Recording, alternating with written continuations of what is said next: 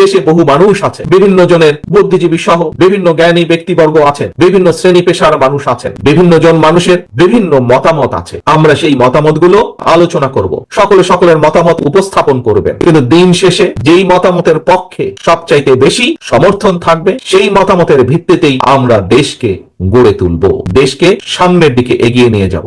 আমাদের বিভিন্ন দলের মধ্যে হোক বিভিন্ন পার্থক্য থাকতে পারে, কিন্তু আমাদেরকে খেয়াল রাখতে হবে যাতে সেই মত পার্থক্য এমন কোন পর্যায়ে না পৌঁছায় যেখানে দেশ ক্ষতিগ্রস্ত হবে, দেশের মানুষ ক্ষতিগ্রস্ত হবে, যেখানে দেশের সামনে এগিয়ে যাওয়া বাধাগ্রস্ত হবে, যেখানে দেশের মানুষের স্বাভাবিক যে চাওয়া সেই চাওয়াগুলো বাধাগ্রস্ত হবে। এমন কোন পরিস্থিতির উদ্ভব যাতে না হয়, এই ব্যাপারে আমাদেরকে সতর্ক থাকতে।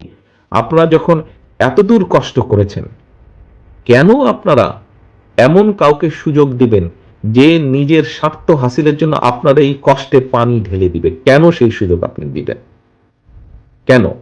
কিছু সংখ্যক লোক তাদের নিজেদের স্বার্থ সিদ্ধির জন্য, স্বার্থ হাসিলের জন্য আমাদের এত কষ্টের মধ্যে পানি ঢালার চেষ্টা করছে।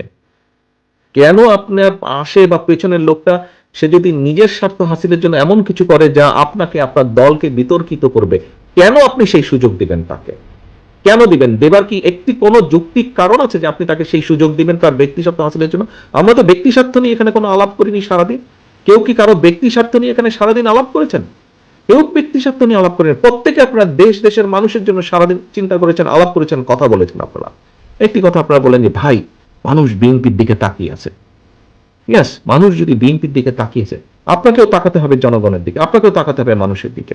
অর্থাৎ এই জন্য তাকাতে হবে, তার কথা আপনাকে চিন্তা করতে হবে, আপনাকে বুঝতে হবে আচ্ছা কিভাবে চললে পছন্দ করবে, আমি কিভাবে কথা বললে আমাকে পছন্দ করবে আগে থেকে বেশি, আমি কি করা উচিত কি করা উচিত না, এ বিষয়ে আপনাকে নজর রাখতে হবে। এ বিষয়ে শুধু আপনাকে নজর রাখলে চলবে না। এই পদবিটা মানে হচ্ছে আপনি নেতৃত্ব দিচ্ছেন, আপনার আন্ডারে 10 জন, 20 জন, 50 জন, 100 জন, 500 জন, 1000 জন নেতা বা কর্মী আছে আপনার নিচে, যারা আপনাকে খেয়াল রাখতে হবে তাদেরকে, যাতে তারা কেউ গড়বড় করতে না পারে, গড়বড় করতে না পারে।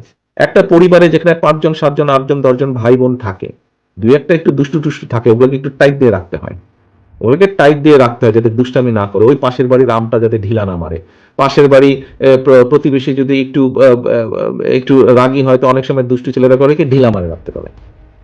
এই যে পরিবারের ওই যে ভাইটা বা যেই সন্তানটা এরকম একটু দুষ্টামি করে, ওকে টাইট দিয়ে রাখতে হবে। আমাদের দলের মধ্যেও হয়তো এরকম থাকতে পারে, একটু দুষ্টু থাকতেই পারে, এদেরকে টাইট দিয়ে রাখতে হবে। এরা বুঝেই হোক না বুঝেই হোক দলের ক্ষতি করে ফেলছে বা ফেলে অনেক সময়, কিন্তু আপনাদেরকে রাখতে হবে। এই যে বললাম যে গলায় 5টা, এখানে পদবিতে লেখা আছে, শুধু কি মর্যাদা আছে? মর্যাদার পাশাপাশি একটা দায়িত্ববোধ আছে, একটা দায়িত্ব আছে।